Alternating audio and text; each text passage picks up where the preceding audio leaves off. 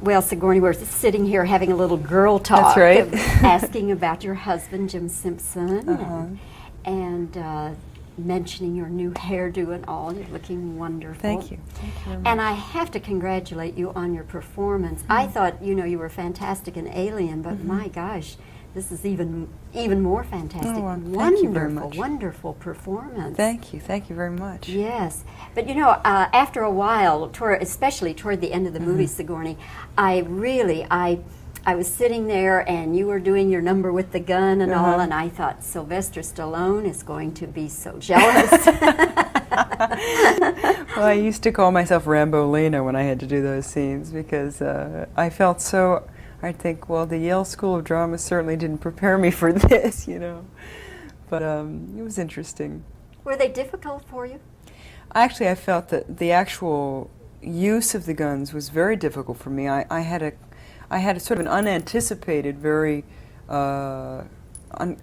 uncomfortable reaction to shooting and killing things. I think I'm so glad that they were monsters and not people, because I think that would have been much, much harder.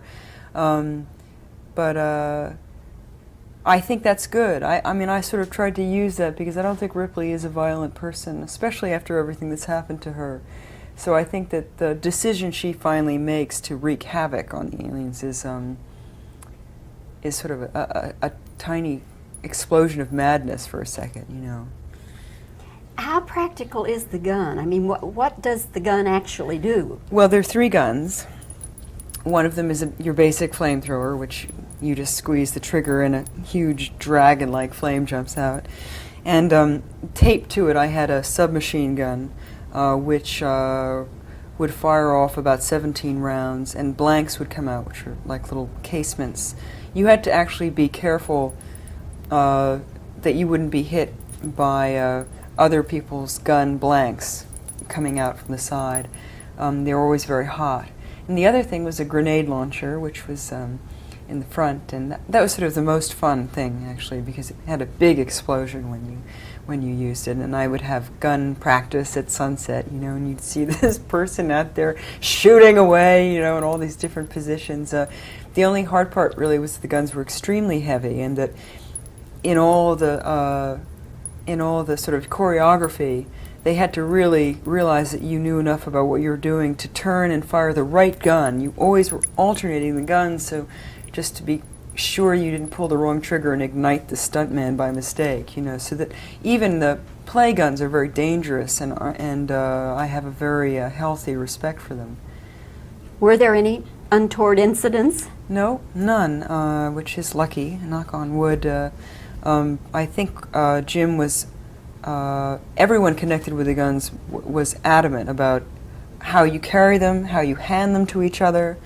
Sometimes the guns would lock, and that's dangerous because then when you pass it, it can sometimes go off. I mean, basically, we treated them like real guns, and so no one got hurt. Did they have to twist your arm to get you to do this one? Not really, maybe, slightly.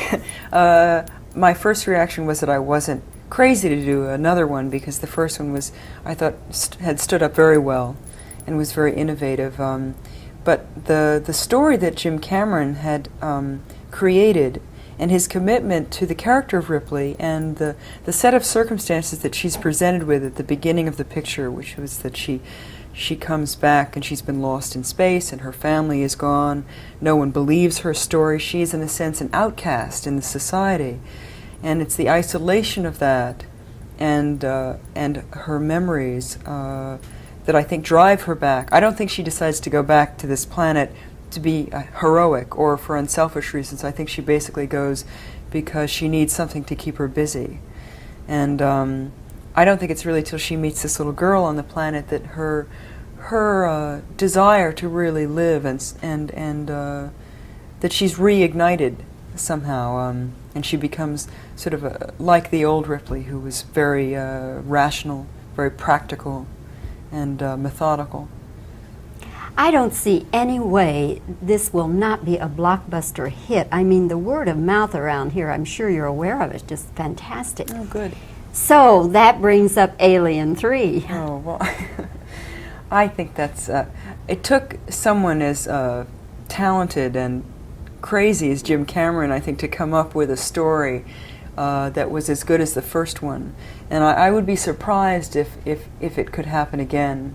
And I have a feeling if it happened again that Newt would have grown up, the little girl, and that she would be the one to go off and carry the guns through space. Are you saying Sigourney would not do another one? Well, again, I think they would have to twist my arm the next time. But of course, I didn't think I'd do this one either, so we'll see what happens. What was your reaction, Sigourney, the first time you saw the film completed? Were you scared? Was it scary for you?